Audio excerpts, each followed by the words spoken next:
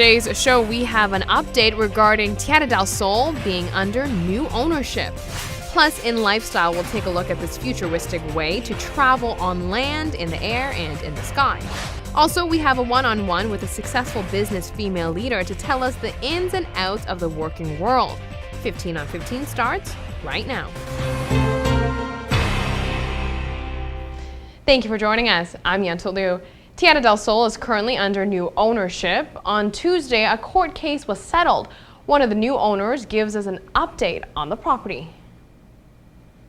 In a recent court case, 83% of creditors of Tierra del Sol voted yes to accept proposed payment plan.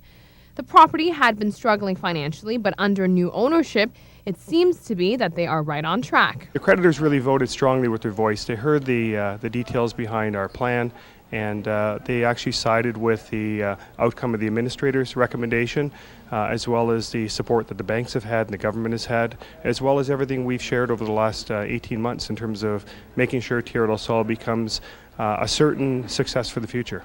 The previous owners struggled financially. The new owners have several plans to ensure success for the future.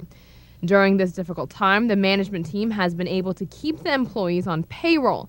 Management is now working on regaining trust from creditors. I've been here for a long time, and I've worked side by side with my business partners and all the employees here to make sure that we have a project that's viable and making sure that we're making the right decisions. You know, we haven't laid off one employee in this process, and all of our effort has been on turning this business around, doing the right things.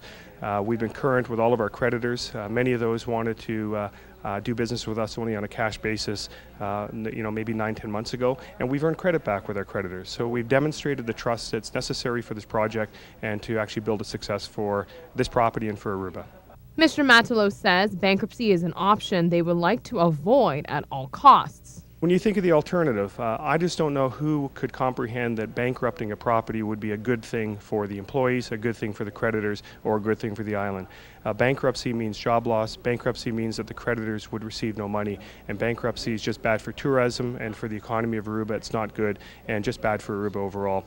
However, our plan going forward brings certainty to Tierra del Sol, brings certainty to Aruba, means more job prospect, more opportunity as we expand the project out and the business becomes more successful. So that's good for creditors, it's good for employees, it's good for the economy of Aruba. And in other local news, the port downtown will be developed into an attractive area for the cruise ship passengers to spend their time in. Now, if cruise ship passengers decide to dedicate their entire visit on the island at the cruise terminal area, this would be direct competition for the streetcar and Oranguestan merchants. However, APA says otherwise. The streetcar was a significant investment for downtown Oranguestan. Prime Minister Mike Amon's objective with the installment of a streetcar was to make it more convenient for cruise ship passengers to go into Main Street, giving them more opportunity to spend money. This would ultimately generate income for Aruba. But with APA's new plans to develop the space where the containers are situated, it could pose conflict. But representatives of APA disagree. It is important that the port remains a facilitator, like a gate to our port community, the community of Oranguestan. And as such, we cannot see ourselves as a direct competition. It is our aim to provide traffic in the area 24/7, and not only when there are ships in port. So this is very important for us. And as such, and with this in mind, we will continue our developments moving forward once the container cargo area moves to Barcadera. With that being said, the development of the cruise ship terminal can only be for visitors from the ship, since outsiders cannot enter the port. This directly contradicts the idea of generating more traffic into the area of the port when there are no ships. We are an ISPS port, and as such, we are unable to open it to the public. APA says they will do their best to only offer goods and services that Main Street doesn't. Primarily, they are looking at products made in Aruba. Well, it is, a concept that you're not going to create shopping centers inside your port that will compete with existing retail shops outside. What you can do is create smaller retail opportunities, especially focusing on local art and unique products that will differentiate you from other ports in the region, but also differentiate you from the products that are sold outside. So within a few years' time, cruise ship passengers can expect an added area of shopping, dining, and exploring right at the terminal. The criticism here is if the ship visitors don't need to leave their port area, they won't. This would ultimately be direct competition for Main Street and the streetcar. Let's take a very quick break. Stay with us.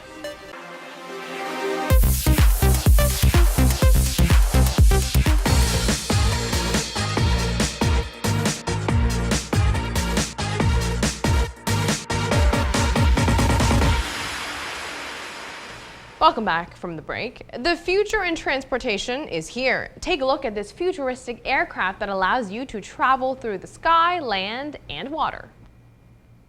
Meet the MVP Aero Model 3. It is an amphibious, revolutionary aircraft looking to change the way we navigate through the sky, on land, and in water.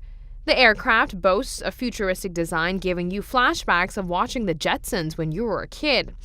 It is a low-powered energy-saving plane which also features a top speed of 120 miles per hour. It also includes a hammock system for when you want to relax. When the MVP Aero Model 3 is parked, you can lay in a hammock and take a breather. The MVP will be priced at $189,000 but won't be available for at least another 18 months. It is amazing as to what technology is capable of doing. Now let's switch over to sex for a minute. Here's something interesting. Lesbians are more likely than other women to have orgasms. A new study suggests that lesbian-identified women have more orgasms than their straight or bisexual counterparts. In this new study, it was determined that overall, men reported a higher rate of orgasms than women did, 85% of the time versus 63% to be exact. What was interesting that came out of the new study was the fact that lesbian women reported experiencing significantly more orgasms than both heterosexual and bisexual women. In fact, lesbian participants had orgasms 75% of the time compared to 61% for the heterosexual women and 58% for the bisexual women. It is worth noting that this study is the first to detail empirical evidence that suggests sexual satisfaction can vary depending on orientation. Continuing on with the topic of sex, hooking up really can lead to marriage. Here are some more details. Walking down the aisle. How to get here seems to be the million-dollar question these days. Well, new research from the National Marriage Project says that a one-night stand could do the job. Well, maybe. According to a new report, almost a third of married pairs were originally a hookup. The study found that 32% of married people in the study reported that their relationship began as a hookup. Interestingly, these people also reported lower marital quality than those who didn't start as a fling. Only 36% of couples who originally hooked up had high marriage quality compared to 42% of those who didn't. It is also good to note that the meaning of hookup wasn't clearly defined, so that could have been interpreted in a variety of ways in the study. Now, other studies have said, though, casual sex was linked to negative well-being, lower self-esteem, and higher levels of anxiety and depression. Another recent study found that certain people found casual sex had a positive effect on their lives. So you can see that when you put all these studies together, the results are still inconclusive. Clearly, there is no one-size-fits-all prescription for casual sex, so I'd say tread carefully when going about that. Don't go anywhere because here is what's next.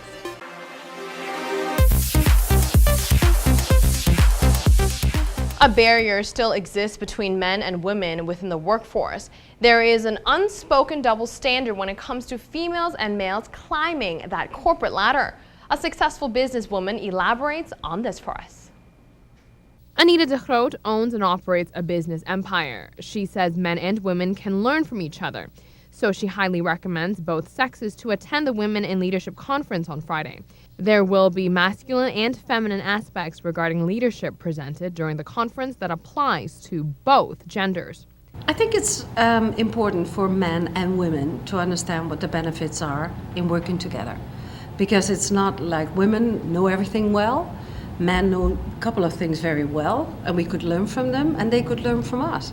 And I think that's the key to it. You know, start communicating with each other and try to really get out the best in each other, because then successful organizations will happen and you will have fun with it and at the same time. Because without fun, you know, it's not worth doing it. Business events like these are vital everywhere, but especially for a small island when it is all about who you know and can contribute to your career tremendously. Network building. You know, you have to have a network, you have to know each other, you have to also be able to talk to each other. Because sometimes you feel that the only one who is having these problems or issues or challenges is you. And when you then find out there's more of you and that everybody has the same challenges, or somebody else can do something very well which you cannot do, then at least you know how to find each other. So Anita acknowledges the sponsors who came together to make this happen. She says events like these are hosted everywhere in the world, but not all of them can attain as big as a turnout as the Women in Leadership Conference has been able to. So kudos to ATIA, CMB, and SATAR. compliments are in order, because what you've achieved here with your sponsors is a large conference where over 500 people are attending, men and women. I mean, that's huge. And even in the Netherlands, that would be difficult to achieve because, you know, it's quite challenging and daunting as well. So, you know, compliments. And I think it's for Aruba great that they've taken this and taken it to this level. And just a reminder, the Women in Leadership Conference is set for Friday, August 22nd. Call 582-7593 for tickets. That is it for us today. Thank you for being with us. We'll be back here on Friday night starting at 7:15 p.m. right here on Channel 15 ATV. We'll see you then.